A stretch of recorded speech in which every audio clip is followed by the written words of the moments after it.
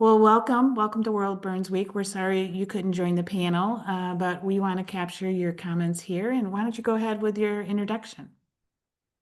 Okay, I'm Saima from Pakistan and I belong to a Pakhtun community from Medan. I got born in 2011, December 25th, in a gas heater blast along with my son. He was 2.5 at that time.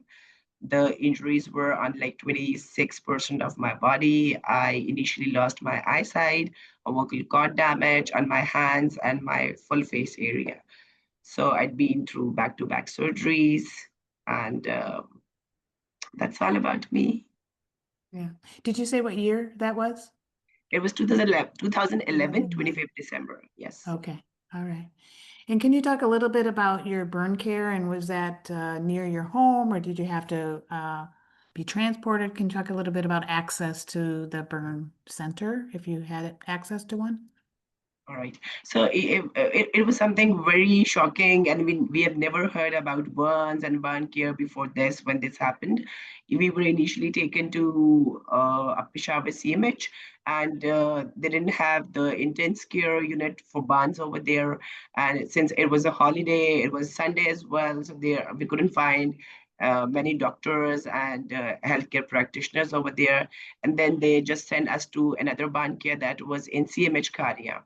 So we were given the initial care and the surgeries over there, and it lasts for about 3 to 4 months. We stayed there, and we were just treated for the surgeries for the initial months in the Mm. CMH Karya one unit.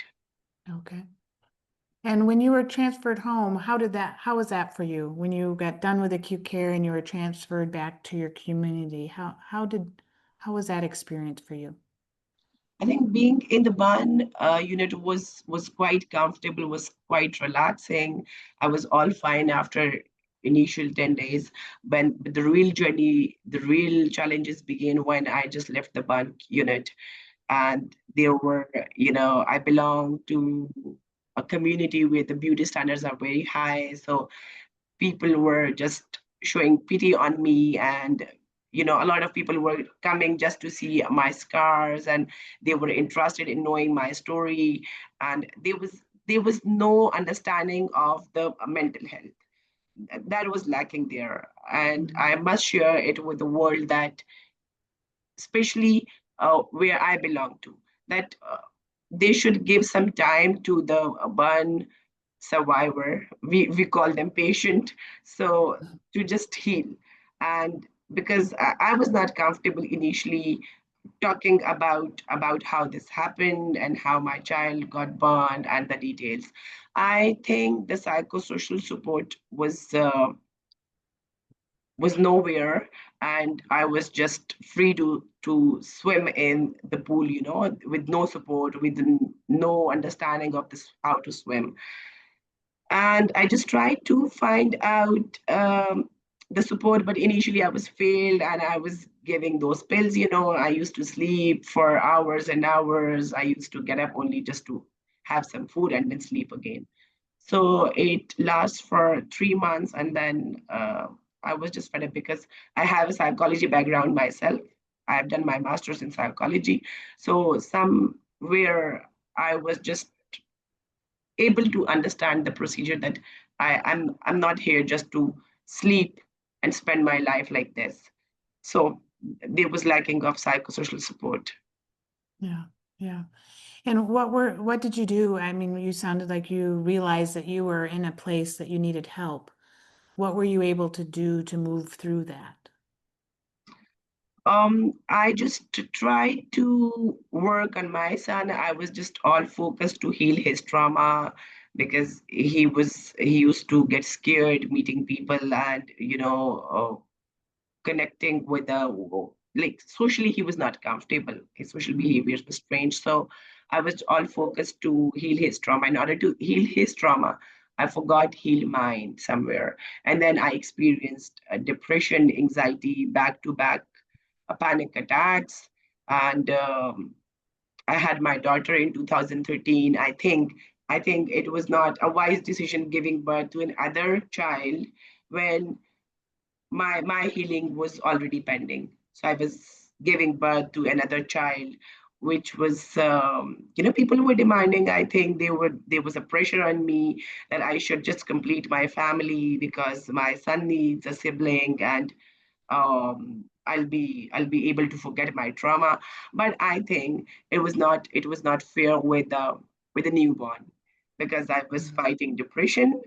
I was not healed myself, and there was another responsibility on me to look after an infant. So I just tried to ask to contact people like close friends and family members. And my father was a big support at that time for me. He just asked me to go for the therapies, which again was not up to the mark according to my understanding. Or maybe I was just unable to find the real one.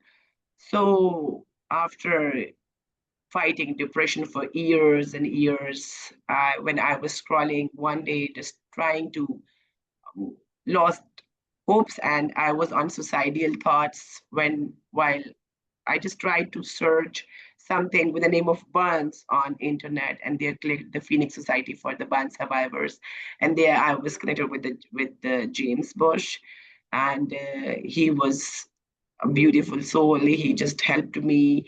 I think after meeting James and Phoenix Society, I just didn't look for any other support, for any other therapy. They were the therapy because he just connected me with virtual meetings. And I still have that memory in my mind, how excited I was on the first meeting when I was connected virtually with the burn survivors. And there I started feeling that I'm not alone.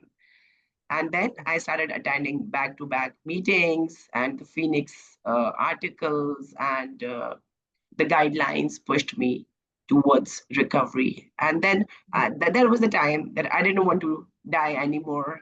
I wanted to live, to help others, and to get connected with the community. Mhm.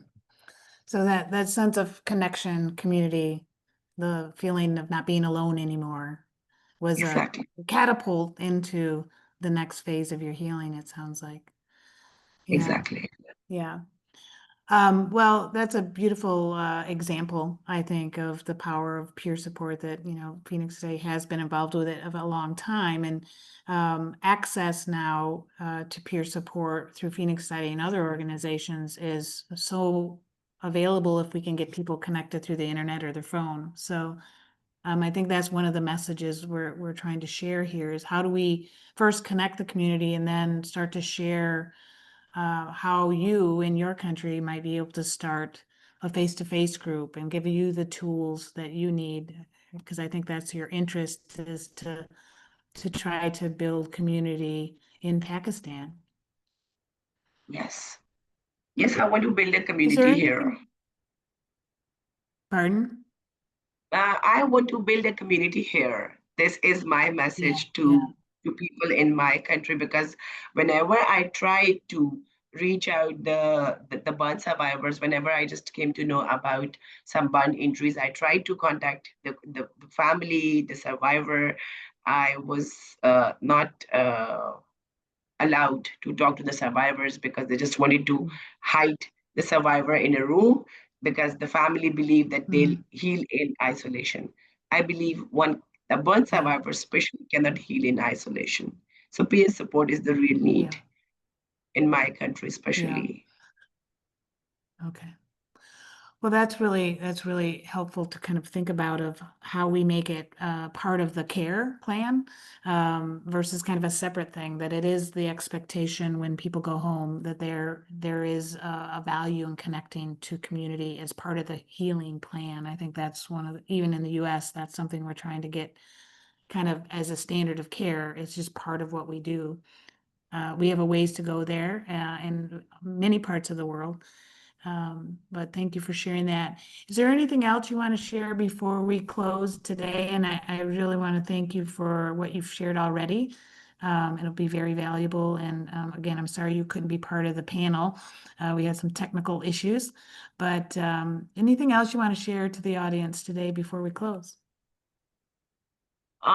Yes, about the burn injuries, I just just want to give this message to the community that one should initially start along with the initial medical care, go for the psychosocial support as well, because once you are mentally strong, you'll be able to fight with the challenges you face, any burn survivor face with the recovery period.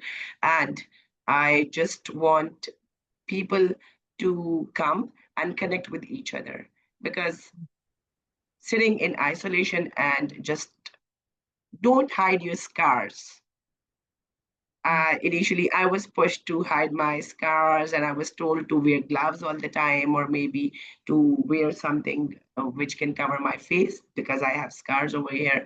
So I just want people and other survivors to come up with your scars and show up, and you can do a lot. Yeah.